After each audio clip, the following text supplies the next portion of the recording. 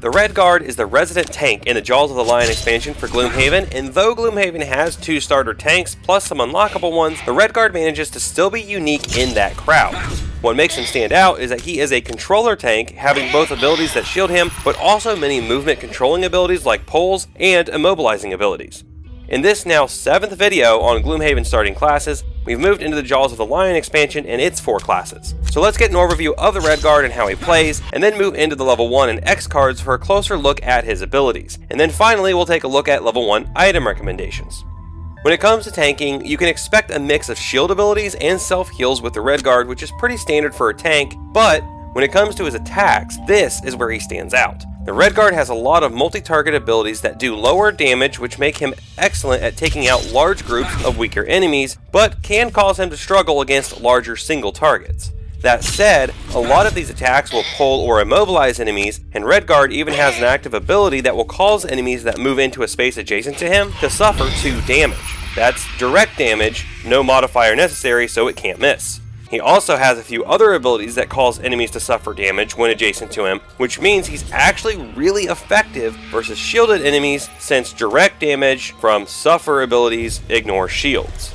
I actually enjoy using the Redguard, as even with the lower damage, the right card combos can still be super effective. And I don't mean it to sound like Redguard doesn't have higher damage abilities, because he does, they're just relatively few. Also, many of his abilities can be powered up with the use of the light or fire elements, which isn't too difficult to do since Redguard activates both of these quite a bit himself. As far as his hand size and starting health go, they're both set at 10. This size hand means you'll need to be strategic about your lost cards so you don't exhaust too quickly. Hopefully that gives you an idea of how the Redguard plays, but let's jump into the cards now and look at his abilities in more detail. First on the list is Swift Strength. The top of this one is a great attack 2, range 2, target 2, and pull 1. I say this is great because of 3 other cards that this can be combined with, which are Flame Shroud top and Flaming and Blinding Sickle bottoms.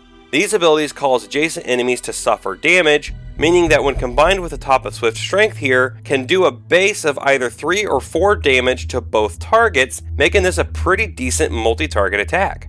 Add in a trap or 2 and it gets even better. The bottom of the card is a move 2 with jump and shield 1 for the round.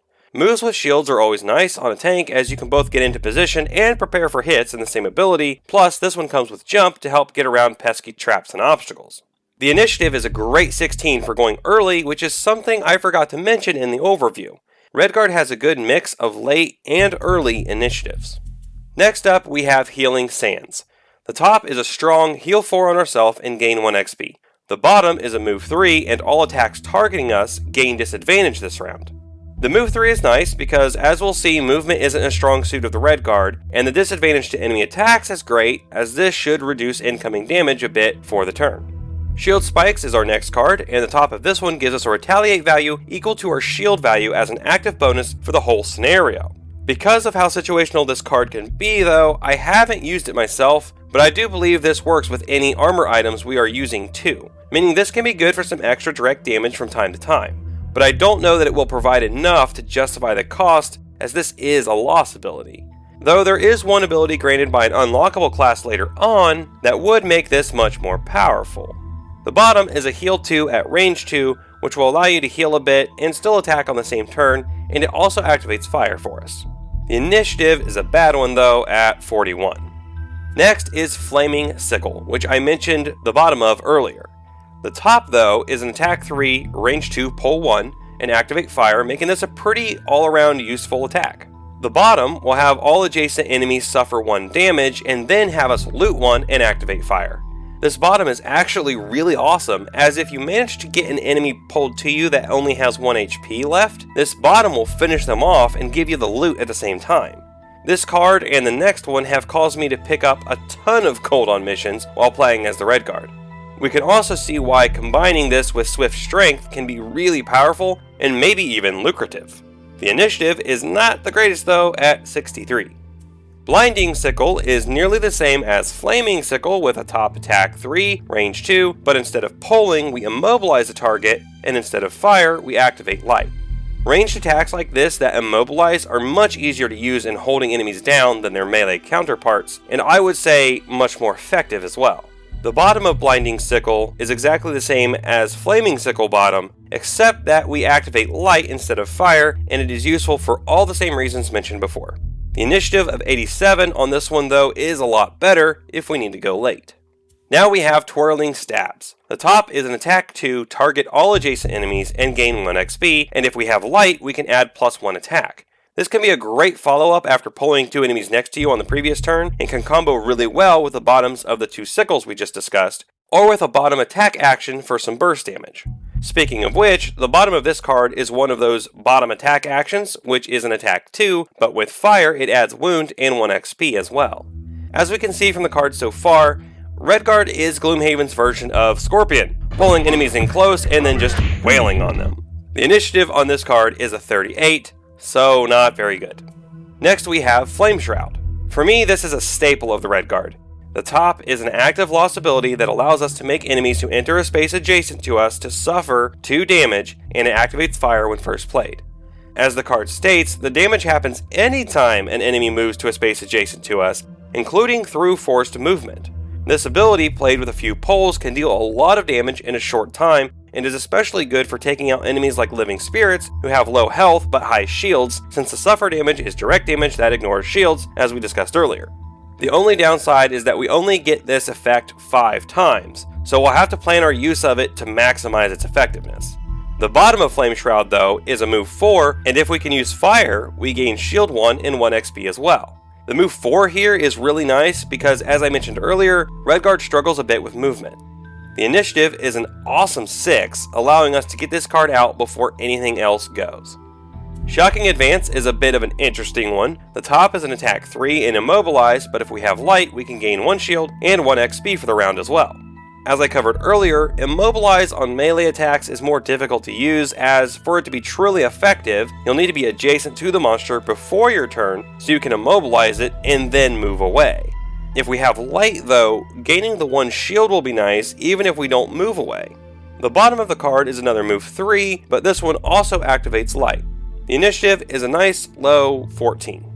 Next we have Shield of the Desert, which has a top with attack 3, but if we consume fire, we can hit 2 targets in this pattern, and if we consume light, we can add +1 attack, push 1, and gain 1 XP. It's actually not too hard to set this up either, as we can use something like Flaming Sickle top and then Shocking Advance bottom to activate these 2 elements on the previous turn. Powered up Shield of the Desert top goes from an average attack to a great one. The bottom is a shield 3, activates both fire and light, and gains 1 XP for the round, but is a lost card. A shield 3 is nice, but I don't think it's worth the burn here. I'd much rather hang on to this card for the top ability. The initiative at 10 is also another good reason to hang on to this one. Desert Knight is the next one with a top attack 2 that allows us to target 1 enemy within 2 hexes and disarm them, and then activate Ice and Dark. The reason this one doesn't list range is because it is still considered a melee attack, meaning you can still attack an adjacent enemy without suffering disadvantage. A reusable disarm is always nice for those moments when you need to stop a huge attack. The bottom is a move 6 with jump, gain 1 XP for a loss. As I've mentioned in previous videos, I don't like burning cards for just a move, but this one does have jump, meaning it can come in handy in some scenarios. The initiative is a nice late one at 90. Moving into the more situational X cards now, first we have Warrior of the Sun. The top of this one is a shield 1 for the round, immobilize all adjacent enemies, and activate light, which is pretty good if you plan on tanking for the round. The bottom is an attack 2, but we can consume light to add +1 attack, muddle, and gain 1 XP. The initiative is another nice early one at 13. I'd say take this card if you plan on playing a little more defensively, or if you plan on staying stationary a lot and doing burst damage with bottom attacks. I'd probably take out Shield Spikes if we want to use this one. Actually, Shield Spikes would be the first card I take out regardless. The next X card is Blade Dance. The top is kind of an improved version of Swift Strength if we have both light and fire to consume. First, it is an attack 1 at range 3, but this becomes attack 2, pull 2, and gain 1 XP if we use fire. Then we may move 2 regardless of whether we used fire or not. Then we can attack 1 at range 3 again, but if we can use light, the attack becomes attack 2, pull 2, and gain 1 XP again. Situationally, this can be quite good, but it's probably easier to just stick with Swift Strength. The bottom of Blade Dance is a move forward with jump, all enemies moved through suffer 1 damage and we gain 1 XP, or enemies suffer 2 damage and we gain 2 XP if we consume light. This is another movement loss card, but we can make enemies suffer damage with it, meaning in some situations this could be really useful, especially against some shielded enemies with low health. The initiative is a 29, so not too good really. Personally, I think this card is just too situational and I'd rather not use it. Finally, we have Precision Strike. The top is an attack 4 and gain 1 XP, but we can add +3 attack if the target has negative condition. Furthermore, we gain advantage on the attack and 1 more XP if we consume fire. This is a loss card, but early on, if we can line up the negative condition and fire, attack 7 with advantage is no joke, and will eliminate most early enemies in the game in 1 hit. This one is one of those cards that are great for bringing to boss fights, but in most scenarios is probably just overkill. The bottom of the card is a move 2, pull 2 at range 3. This can be paired with Flame Shroud top to get some direct damage out on an enemy quickly, and can be great for pulling enemies into traps. The initiative on this one is a 40. So like I said, bring this one for boss fights maybe, but otherwise I don't typically use it. If you are going to bring it to a boss fight, maybe put it in for Desert Knight, as an attack 2 disarm won't do much good against the boss since a lot of them are immune to disarm anyway. Alright, with the cards covered, let's go over to starting items. The first pickups with the starting 30 gold should be the Heater Shield and a health potion to help us with tanking. Next up, we're going to want to get the Boots of Striding for the extra movement. Then we can grab the Eagle Eye Goggles for our multi-target attacks. Once we have our perk to ignore negative item effects, we'll also want to pick up the Hide Armor as well. Finally, for our second hand item, either the Throwing Hammer or the Poison Dagger would work well for the Redguard. The Redguard may not have the highest attack power, but with his direct damage abilities, forced movement, and bottom attack abilities, he can quickly clear out smaller enemies in a room while your DPS classes take out the bigger enemies. In addition to this, Redguard can keep attacks focused on him to protect his party by pulling enemies away from allies and then putting up his shields to take the incoming hits. Now hit that like button and then watch this video for more Gloomhaven content. As always, thank you so much for watching, have a great day, and keep on gaming.